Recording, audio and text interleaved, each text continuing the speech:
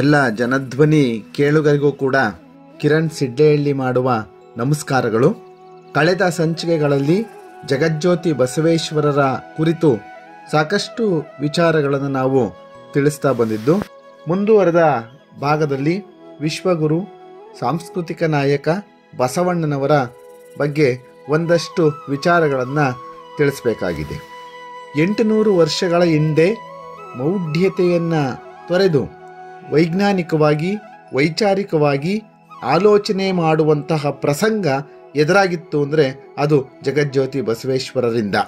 ಮೌಢ್ಯತೆಯ ಕತ್ತಲಲ್ಲಿ ತುಂಬಿದಂತಹ ಜನರನ್ನು ಬಡಿದೆಚ್ಚರಿಸುವ ಮೂಲಕ ಒಂದು ಹೊಸ ವೈಚಾರಿಕ ಕ್ರಾಂತಿಗೆ, ಸಮಾಜವನ್ನು ಕಟ್ಟಲಿಕ್ಕೆ ಮುಂದಾದಂಥ ವ್ಯಕ್ತಿ ಜಗಜ್ಯೋತಿ ಬಸವೇಶ್ವರರು.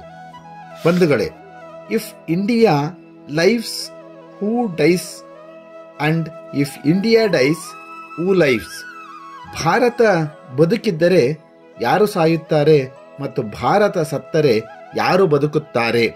ಸ್ವಾಮಿ ವಿವೇಕಾನಂದರು ಪದೇ ಪದೇ ಈ ವಾಕ್ಯವನ್ನು ಪುನರುಚ್ಚಾರಣೆ ಮಾಡ್ತಾ ಇರ್ತಾರೆ.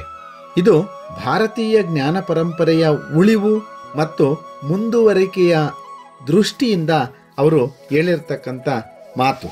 ಒಂದು ಸರಿ ಒಂದು ಮರದ ಕೆಳಗೆ ಕುಳಿತು ವಿಶ್ರಾಂತಿ ಪಡೆಯುತ್ತಿದ್ದಂತಹ ಒಂದು ಹಿರಿಯ ಭೂತ, ಅದರ ಬಳಿಗೆ ಒಂದು ಕಿರಿಯ ಭೂತ ಬರ್ತದೆ. ಏನಜ್ಜ, ನೀನು ಹೀಗೆ ನೆರಳಲ್ಲಿ ಆಯಾಗಿ ಕುಳಿತಿದೆಯಲ್ಲ, ಹೀಗಾದರೆ ಹೇಗೆ ಎಂದಿತು. ಆಗ ಆ ಮುದಿ ಭೂತ, ಯಾಕಪ್ಪ ಏನಾಯಿತು, ನೀನೇಕೆ ಇಷ್ಟು ಗಾಬರಿಗೊಂಡಿದೀಯಾ ಎಂದು ಕೇಳಿತು. ಅದಕ್ಕೆ ಆ ಕಿರಿಯ ಭೂತ ಹೇಳುತ್ತೆ, ಅಯ್ಯೋ ಅಜ್ಜ, ನೀನಿನ್ನೂ ಕೇಳಿಲ್ಲವೇ? ಈಗ ಭೂಲೋಕದಲ್ಲಿ ಯಾರೋ ಒಬ್ಬ ಸತ್ಯವನ್ನು ಕಂಡುಹಿಡಿದು ಅದನ್ನು ಜನರ ಮನಸ್ಸಿನಲ್ಲಿ ಬಿತ್ತಾ ಇದ್ದಾನೆ. ಒಂದು ವೇಳೆ ಆ ವ್ಯಕ್ತಿ ಹೇಳುವ ಸತ್ಯವೇನಾದರೂ ಎಲ್ಲ ಕಡೆ ಹರಡಿಬಿಟ್ರೆ ನಮ್ಮ ಗತಿ ಏನು? ಅದರಿಂದ ನಮ್ಮ ಚರಿತ್ರೆಗೆ ಕಳಂಕ ಉಂಟಾಗುವುದಿಲ್ಲವೇ? ಆತನೇನಾದರೂ ತನ್ನ ಸತ್ಯದ ಕೊಡಲಿಯಿಂದ ನಮ್ಮ ಬುಡವನ್ನೇ ಕೊಚ್ಚಿದರೆ ಮುಂದೆ ನಮ್ಮ ಗತಿ ಏನು ಅಂತ ಕಿರಿಭೂತ ಹೇಳುತ್ತೆ. ಆಗ ಹಿರಿಯ ಭೂತ ನಕ್ಕು, ಮಗು ಗಾಬರಿಯಾಗಬೇಡ, ಶಾಂತನಾಗು, ನೀನಿನ್ನು ಹೊಸಬ, ಅನುಭವ ಸಾಲದು, ಹಾಗಾಗಿ ನೀನು ಭಯಗೊಂಡಿದೀಯ. ಆದರೆ ನೀನೇನು ಚಿಂತೆ ಪಡಬೇಕಾಗಿಲ್ಲ. ನಾನು ಇದನ್ನೆಲ್ಲ ಮೊದಲೇ ತಿಳಿದು ಅಗತ್ಯ ಮುಂಜಾಗ್ರತೆಯನ್ನು ವಹಿಸಿದ್ದೀನಿ. ಆ ವ್ಯಕ್ತಿ ಹೇಳುತ್ತಿರುವ ಸತ್ಯ ಹರಡದಂತೆ ನೋಡಿಕೊಳ್ಳಲು ನಾನು ಅವನ ಸುತ್ತ ನಮ್ಮ ಜನರನ್ನು ಬಿಟ್ಬಿಟ್ಟಿದ್ದೀನಿ. ಅವರು ನಮ್ಮ ಪ್ರತಿನಿಧಿಗಳಾಗಿ ತಮ್ಮ ಕೆಲಸವನ್ನು ಮಾಡಲು ತೊಡಗಿಯವರೆ. ಆದ್ದರಿಂದ ನಿನ್ನ ಜೊತೆಯ ಉಳಿದ ಭೂತಗಳಿಗೂ ಹೇಳು, ಯಾರು ಇದ್ರ ಬಗ್ಗೆ ಭಯಪಡಬೇಕಾಗಿಲ್ಲ. ಆಗ ಆ ಕಿರಿಯ ಭೂತ, ಏನಜ್ಜ ನೀನು ಹೇಳ್ತಿರೋದು?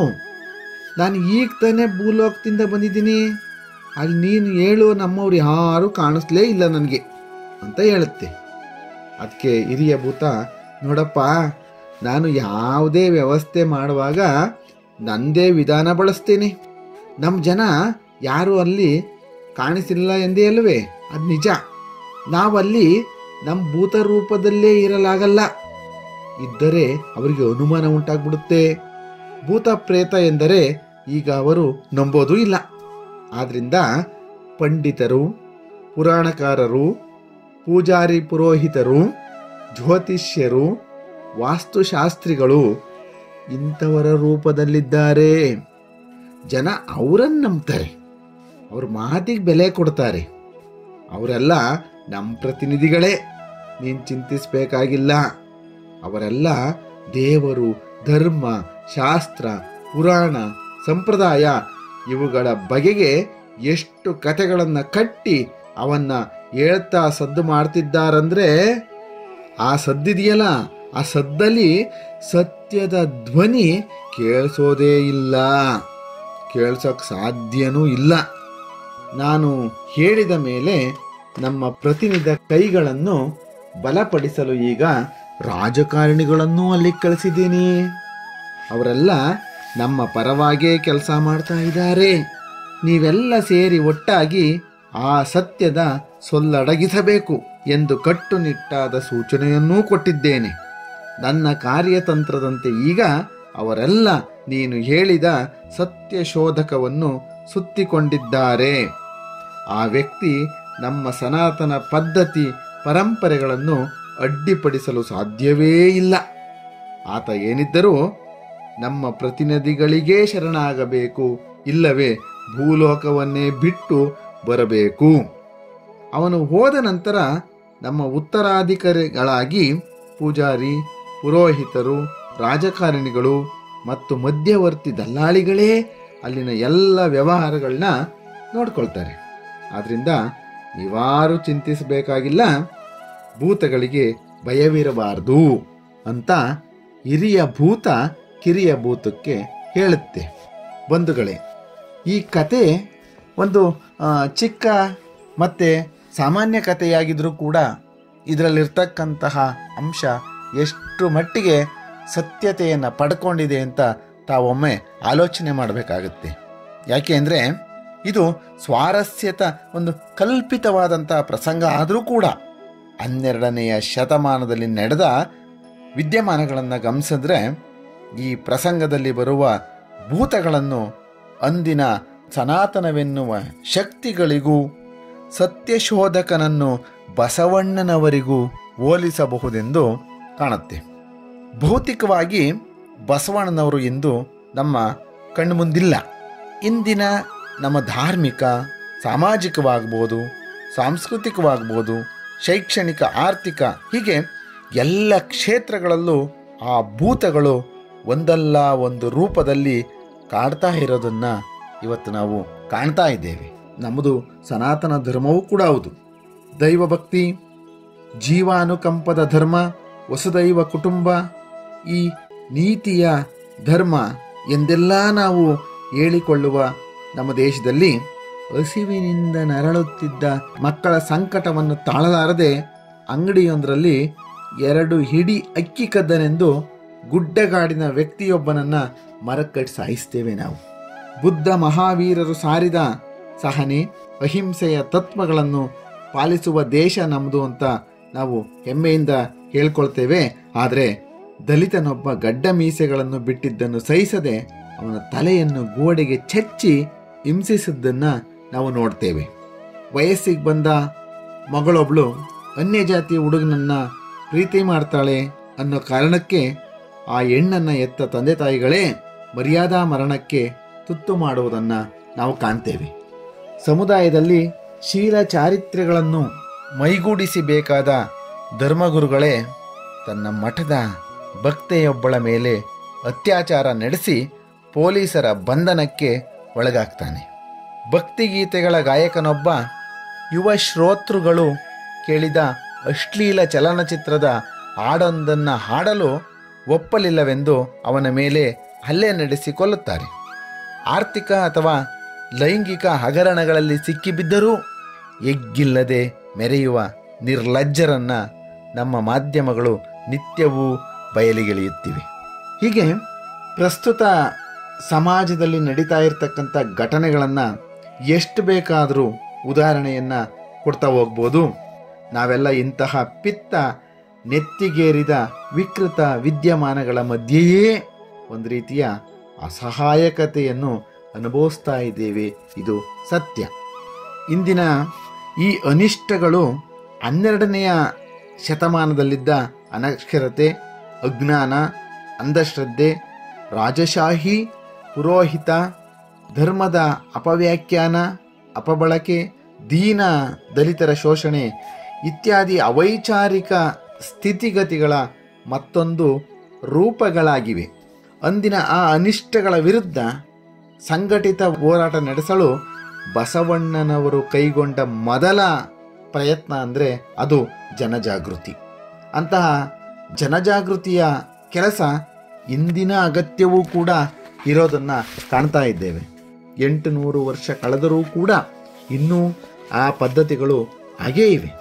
ಮಾಸ್ಟರ್ ಹಿರಣ್ಣಯ್ಯನವರು 1000ಕ್ಕೂ ಹೆಚ್ಚು ಲಂಚಾವತಾರ ನಾಟಕವನ್ನು ಆಡಿದರೂ ಕೂಡ ಇವತ್ತು ಲಂಚ ತಪ್ಪಿದೆಯೇನೋ?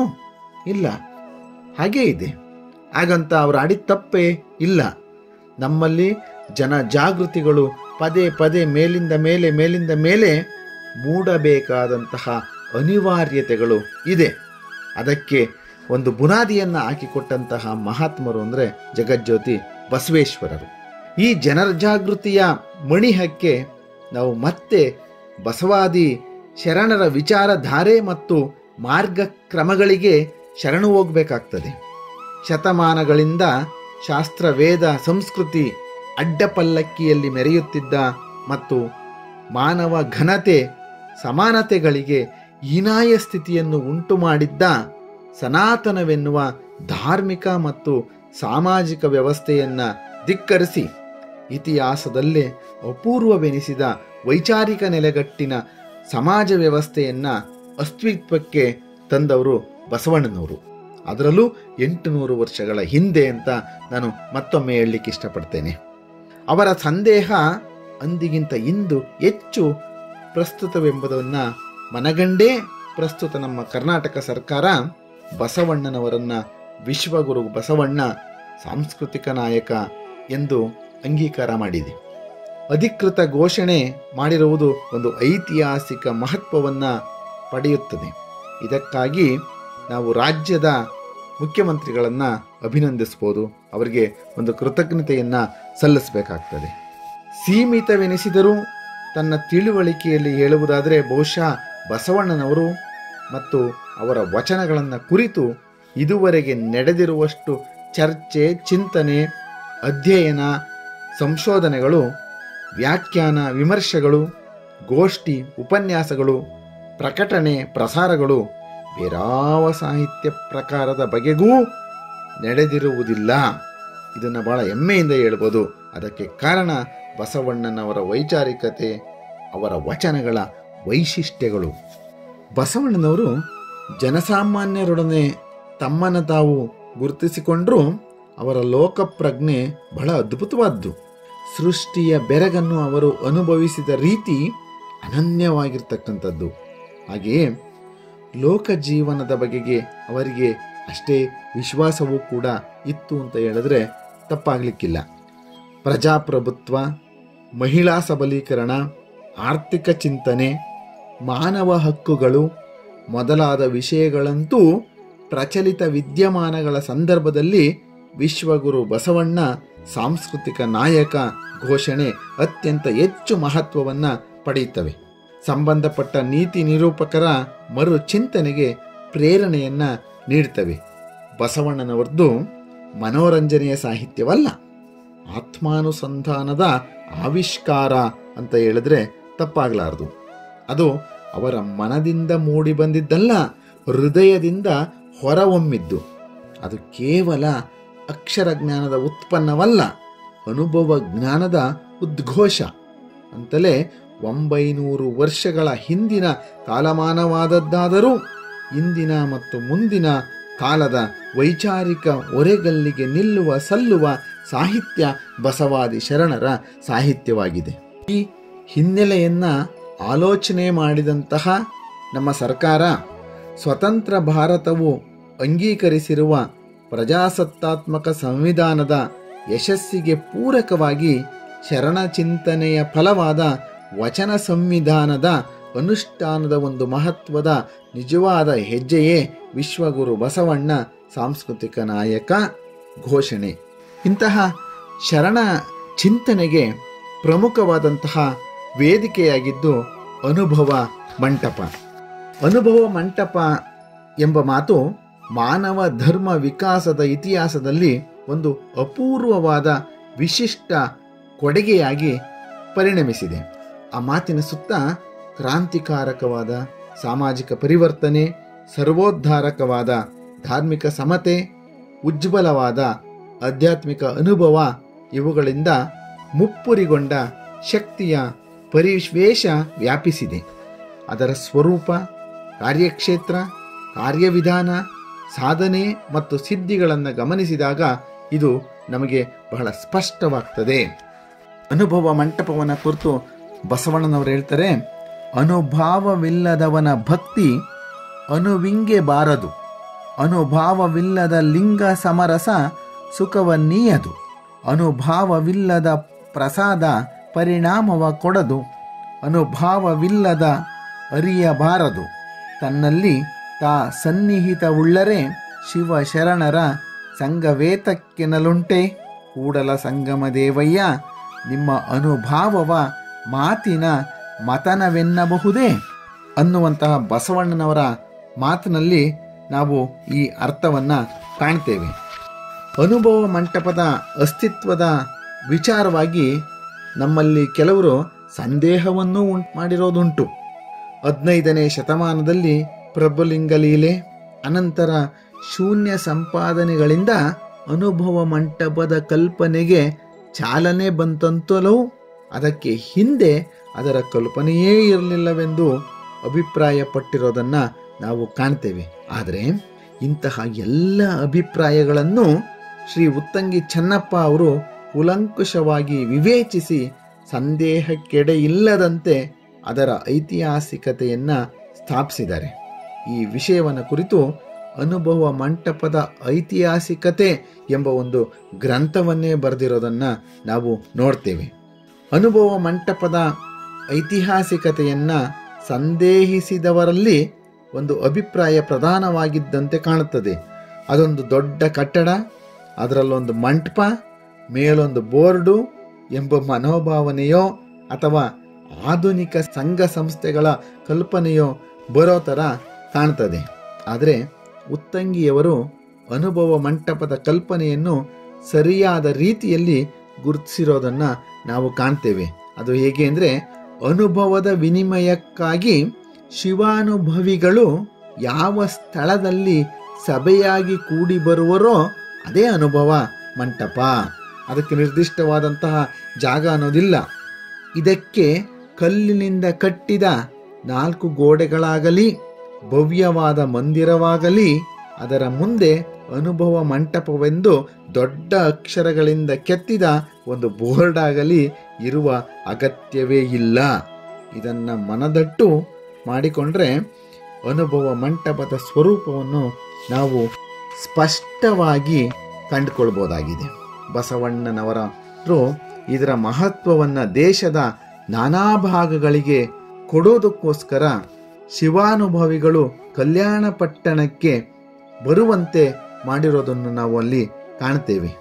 ಚನ್ನಬಸವಣ್ಣನವರ ಒಂದು ವಚನದಲ್ಲಿ ಹೀಗೆ ಹೇಳ್ತಾರೆ, ಭಕ್ತಿಗೆ ಅನುಭಾವವೇ ಬೀಜ ಕಾಣಿರೋ, ಭಕ್ತಿಗೆ ಅನುಭಾವವೇ ಆಗರ ಕಾಣಿರೋ, ಅನುಭಾವವಿಲ್ಲದವನ ಭಕ್ತಿ ಎಳತಟಗೊಳಿಸಿತ್ತು, ಅನುಭಾವ ಮಾಡುವಲ್ಲಿ ವಿನಯದಿಂದ ಕೇಳಿದಿದ್ದಡೆ ಕೂಡಲ ಚೆನ್ನ ಸಂಗಯ್ಯ ಘೋರ ನರಕದಲ್ಲಿಕ್ಕದೆ ಬಿಡುವನೆ, ಅನಂತ ಕಾಲ ಹೋಗಿ ತರುಮರಾದಿಗಳಲ್ಲಿ ತಪವೀರುವುದನು, ಒಂದು ದಿನ ಗುರುಚರಣ ಸೇವೆ ಸಾಲದೆ, ಅನಂತ ಕಾಲ ಗುರುಚರಣ ಸೇವೆಯ ಮಾಡುವುದು, ಒಂದು ದಿನ ಲಿಂಗ ಪೂಜೆ ಸಾಲದೆ ಅಯ್ಯ, ಅನಂತ ಕಾಲ ಲಿಂಗ ಪೂಜೆಯ ಮಾಡುವುದನು, ಒಂದು ದಿನ ಜಂಗಮ ತೃಪ್ತಿ ಸಾಲದೆ ಅಯ್ಯ, ಅನಂತ ಕಾಲ ಜಂಗಮ ತೃಪ್ತಿಯ ಮಾಡುವುದನು, ಒಂದು ನಿಮಿಷ ನಿಮ್ಮ ಶರಣರ ಅನುಭಾವ ಸಾಲದೆ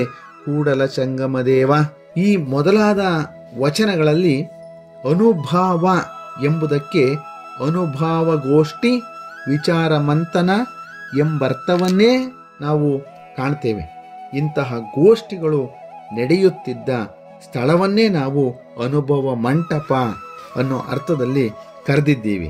ಹೀಗೆ ಅನುಭಾವವೇ ಭಕ್ತಿಗೆ ಬೀಜ, ಸಾಧನೆಯ ತಳಹದಿ ಎಂದು ನಂಬಿದಂತಹ ಶರಣರ ಮಾರ್ಗಕ್ಕೆ ಅನುಭವ ಮಂಟಪ ಶಕ್ತಿಯುತವಾದಂತಹ ಕೇಂದ್ರವಾಗಿ ಅಂದಿನ ಕಾಲದಲ್ಲಿ ಪರಿಣಮಿಸಿರ್ತದೆ.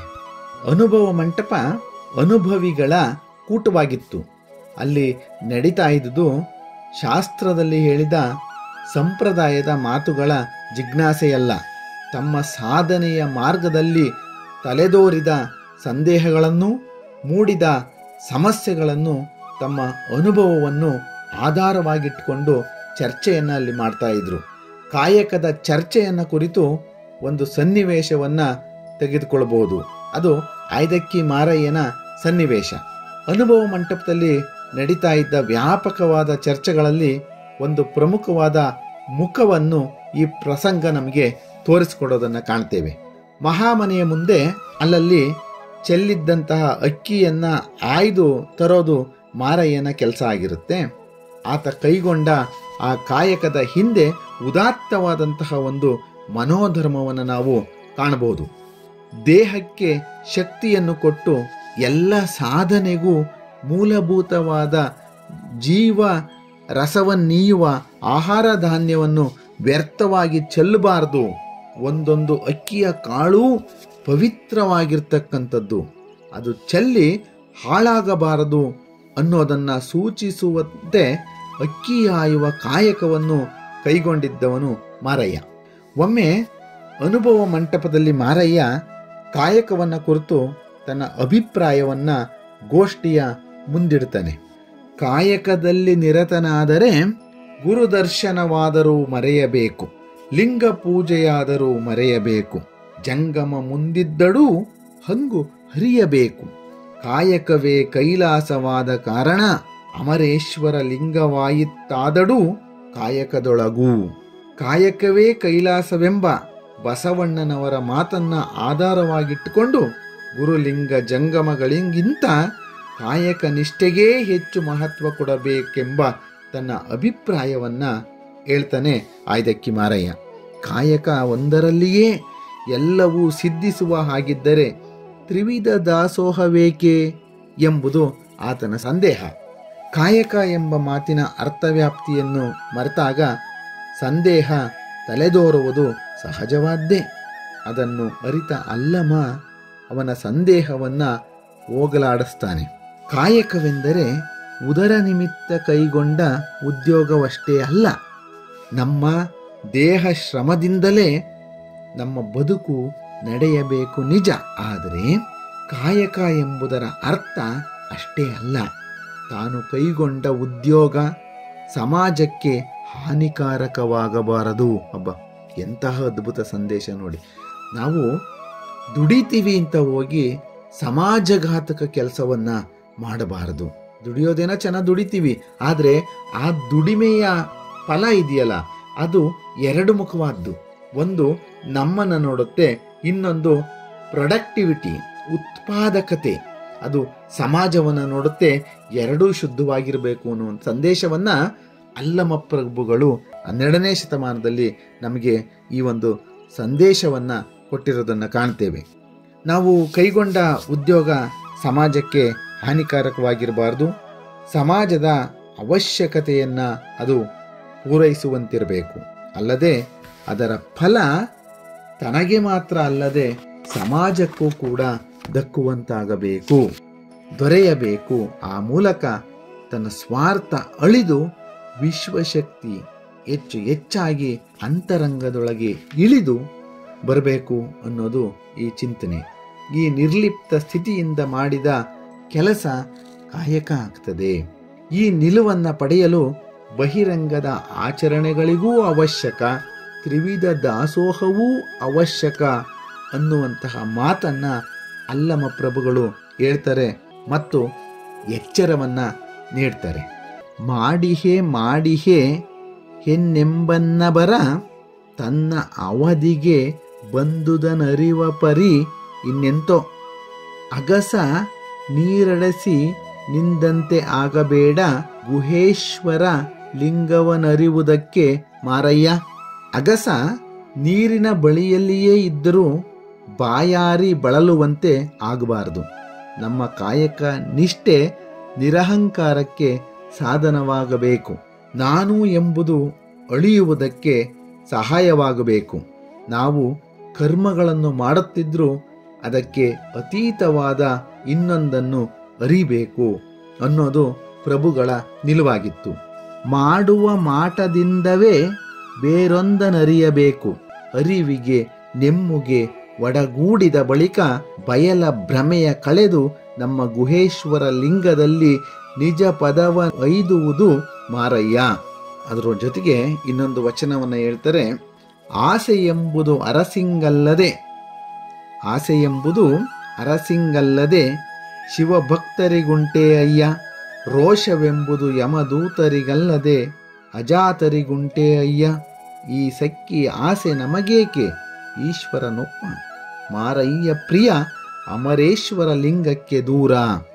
ಇದರ ಅರ್ಥ ಏನಪ್ಪ ಅಂದರೆ, ಮಾರಯ್ಯನಿಗೆ ಅಲ್ಲಮ ಪ್ರಭುಗಳ ಮಾತನ್ನು ಕೇಳಿದ ನಂತರ ಆ ಮಾತು ಅವನಿಗೆ ಇಡಿಸಿ ಅದನ್ನೇ ಮನನ ಮಾಡುತ್ತಾ ಧ್ಯಾನದಲ್ಲಿ ಮಗ್ನನಾಗಿ ಬಿಡ್ತಾನೆ. ತನ್ನ ಅಂದಿನ ಕಾಯಕವನ್ನೇ ಮರೆತು ಬಿಡ್ತಾನೆ. ಅಷ್ಟರಲ್ಲಿ ಲಕ್ಕಮ್ಮ ಪ್ರವೇಶಿಸ್ತಾಳೆ ಅನುಭವ ಮಂಟಪಕ್ಕೆ. ಇನ್ನು ಇಲ್ಲಿಯೇ ಇರುವ ತನ್ನ ಪತಿಯನ್ನು ಕಂಡು ಕಾಯಕ ನಿಂದಿತ್ತು ಹೋಗಯ್ಯ ಎನ್ನುತ್ತಾಳೆ. ಮಾರಯ್ಯ ಎಚ್ಚೆತ್ತು ಆತುರದಿಂದ ಕಾಯಕಕ್ಕೆ ಹೊರಡ್ತಾನೆ. ಸ್ವಲ್ಪ ಹೊತ್ತಿನಲ್ಲಿಯೇ ಎಂದಿಗಿಂತ ಹೆಚ್ಚಾಗಿ ಅಕ್ಕಿಯನ್ನಾಯ್ದು ತುಂಬಿಕೊಂಡು ಬರ್ತಾನೆ. ಅದನ್ನು ಗಮನಿಸಿದಂತಹ ಲಕ್ಕಮ್ಮ ಹೇಳುವ ಮಾತು ಶರಣರ ಕಾಯಕದ ಸ್ವರೂಪವನ್ನ ಸ್ಪಷ್ಟವಾಗಿ ತೋರಿಸ್ಕೊಡ್ತದೆ. ಆ ವಚನವೇ ಆಸೆ ಎಂಬುದು ಅರಸಿಂಗಲ್ಲದೆ ಶಿವಭಕ್ತರಿಗುಂಟೆ ಅಯ್ಯ. ಕಾಯಕ ಅನ್ನೋದು ದುರಾಸೆಯಿಂದ ಮಾಡ್ತಕ್ಕಂಥ ದುಡಿಮೆ ಅಲ್ಲ. ದೇಹಕ್ಕೆ ಅಗತ್ಯವಾದಷ್ಟನ್ನು ಮಾತ್ರ ಸತ್ಯ ಶುದ್ಧ ಮಾರ್ಗದಲ್ಲಿ ದುಡಿದು ಹಂಚಿ ಉಣ್ಣುವಂತಹ ಆಧ್ಯಾತ್ಮ ಸಾಧನೆ. ಅಂತಹ ಭಕ್ತರಿಗೆ ಬಡತನವಿಲ್ಲ. ಅಂಗಕ್ಕೆ ಬಡತನವಲ್ಲದೆ ಮನಕ್ಕೆ ಬಡತನ ಉಂಟೆ. ಘನ ಶಿವಭಕ್ತರಿಗೆ ಬಡತನವಿಲ್ಲ ಎನ್ನುತ್ತಾಳೆ ಶರಣ ಲಕ್ಕಮ್ಮ. ಅಗತ್ಯವಾದಷ್ಟನ್ನು ಮಾತ್ರ ತಂದು ಅದನ್ನು ಒಂದೇ ಮನಸ್ಸಿನಿಂದ ದಾಸೋಹದಲ್ಲಿ ವಿನಿಯೋಗಿಸಬೇಕು. ಗರ್ವದಿಂದ ಮಾಡುವ ಭಕ್ತಿ ದ್ರವ್ಯದ ಕೇಡು, ನಡೆಯಿಲ್ಲದ ನುಡಿ ಅರಿವಿಂಗೆ ಹಾನಿ. ಆದುದರಿಂದ ಇಷ್ಟೊಂದು ಅಕ್ಕಿಯನ್ನು ತಂದಿರುವುದು ಕಾಯಕ ಮಾರ್ಗಕ್ಕೆ ಸಲ್ಲದು. ಒಮ್ಮನವ ಮೀರಿ ಇಮ್ಮನದಲ್ಲಿ ತಂದಿರಿ. ಈ ಮಾತು ಮಾರಯ್ಯ ಪ್ರಿಯ ಅಮರೇಶ್ವರ ಲಿಂಗಕ್ಕೆ ಸಲ್ಲದ ಬೋನ, ಅಲ್ಲಿಯೇ ಸುರಿದು ಬನ್ನಿ ಎಂದು ಮುಂತಾಗಿ ನುಡಿದು ಮಾರಯ್ಯನನ್ನ ಕಳಿಸಿ ಆ ಅಕ್ಕಿಯನ್ನ ಅಲ್ಲೇ ಸುರಿಲಿಕ್ಕೆ ಪ್ರೇರಣೆಯನ್ನು ನೀಡಿದವಳು ಆಯ್ದಕ್ಕಿ ಲಕ್ಕಮ್ಮ. ಬಂಧುಗಳೇ, ಹೀಗೆ 12ನೇ ಶತಮಾನದ ಅನುಭವ ಮಂಟಪದಲ್ಲಿ ಮೂಡಿದಂತಹ ಅನುಭಾವಿಕ ಚಿಂತನೆಗಳನ್ನು ಸಾಕಷ್ಟು ಉದಾಹರಣೆಗಳ ಮೂಲಕ ನಾವು ತಿಳ್ಕೊಳ್ತಾ ಹೋಗ್ಬೋದು. ಅದು ಕೇವಲ 12ನೇ ಶತಮಾನದಲ್ಲಿ ಹುಟ್ಟಿ ಅಲ್ಲೇ ಜೀವನ ಮಾರ್ಗಗಳನ್ನು ತೋರಿಸಿಕೊಟ್ಟೋದಂತಹ ಮಾರ್ಗ ಅಲ್ಲ, ಅಥವಾ ಅವರು ಯಾರೂ ತಮ್ಮನ್ನು ತಾವು ತಮ್ಮ ಬದುಕನ್ನು ಅನುಭವಿಸಿಕೊಳ್ಳಲಿಕ್ಕೆ ಮಾಡಿಕೊಂಡಂತಹ ಸಂವಿಧಾನವೂ ಕೂಡ ಅಲ್ಲ. ಅದು ಮುಂದಿನ ಕಾಲಮಾನಕ್ಕೆ, ಭವಿಷ್ಯಕ್ಕೆ ಒಂದು ಸೂಕ್ತ ಮಾರ್ಗವನ್ನು ಸೂಚಿಸಿಕೊಟ್ಟಂಥದ್ದು. 12ನೇ ಶತಮಾನದಲ್ಲಿ ಬಸವಣ್ಣನವರು ಹಾಕಿಕೊಟ್ಟಂತಹ ಮಾರ್ಗಗಳು ಏನೋ ಬದಲಾವಣೆಯನ್ನು ಒಮ್ಮೆಲೆಗೆ ತರುತ್ತೆ ಅನ್ನುವ ಕಲ್ಪನೆಯೂ ಅಲ್ಲ. ಬಹುಶಃ ಆ ದಾರ್ಶನಿಕರಿಗೆ ಗೊತ್ತಿತ್ತು, ಇದು ಒಂದೇ ಬಾರಿಗೆ ಏನೋ ಬದಲಾವಣೆಯನ್ನು ಸಮಾಜದಲ್ಲಿ ತರುವುದಿಲ್ಲ ಅನ್ನೋದು ಕೂಡ ಅವರಿಗೆ ಮನನ ಆಗಿತ್ತು. ಆದರೆ ಅದು ಪ್ರತಿ ಕಾಲಘಟ್ಟದಲ್ಲಿ ಸಾಮಾಜಿಕವಾಗಿ, ಧಾರ್ಮಿಕವಾಗಿ, ಮಾನವಿಕವಾಗಿ ಎದುರಾಗುವಂತಹ ಸಮಸ್ಯೆಗಳಿಗೆ ದಿವ್ಯ ಔಷಧಿಯಾಗುತ್ತದೆ ಅನ್ನುವಂತಹ ಅದರ ಅರಿವು ಅವರಿಗಿತ್ತು. ಅದು ಸತ್ಯನೂ ಕೂಡ. ಇಂದು ಅಥವಾ ಮುಂದೆ ಎಲ್ಲ ಕಾಲಘಟ್ಟದಲ್ಲೂ ಮನುಷ್ಯ ಸಮಾಜ ಅಂತ ಇದ್ದ ಮೇಲೆ ಸಾಕಷ್ಟು ಸಮಸ್ಯೆಗಳು ಇರ್ತವೆ. ಆ ಸಮಸ್ಯೆಗಳಿಗೆ ವಚನಕಾರರ ಈ ಸಂದೇಶಗಳು ಸದಾ ಹಸಿರಾಗಿ ಪಸರಿಸುತ್ತಾ ಸಾಕಷ್ಟು ಪರಿವರ್ತನೆಯನ್ನು ಮಾಡುತ್ತೋ ಬಿಡುತ್ತೋ, ಆದರೆ ಅದು ನಮ್ಮ ಮನಸ್ಸಿನಲ್ಲಿ ಒಂದು ಸಣ್ಣ ಬದಲಾವಣೆಗಳನ್ನಂತೂ ಮಾಡ್ತದೆ ಅಂತ ಹೇಳ್ತಾ ಇಂದಿನ ಈ ವಿಚಾರ ವಿನಿಮಯಕ್ಕೆ ವಂದನೆಗಳನ್ನು ಹೇಳ್ತಾ ಮುಂದಿನ ಸಂಚಿಕೆಯಲ್ಲಿ ಮತ್ತೆ ಭೇಟಿ ಮಾಡೋಣ. ನಾನು ಕಿರಣ್ ಸಿಡ್ಲೆಹಳ್ಳಿ. ಎಲ್ಲ ಜನಧ್ವನಿ ಕೇಳುಗರಿಗೂ ಕೂಡ ನಮಸ್ಕಾರ. ವಚನದಲ್ಲಿ ನಿಮ್ಮ ನಾಮಾಮೃತ ತುಂಬಿ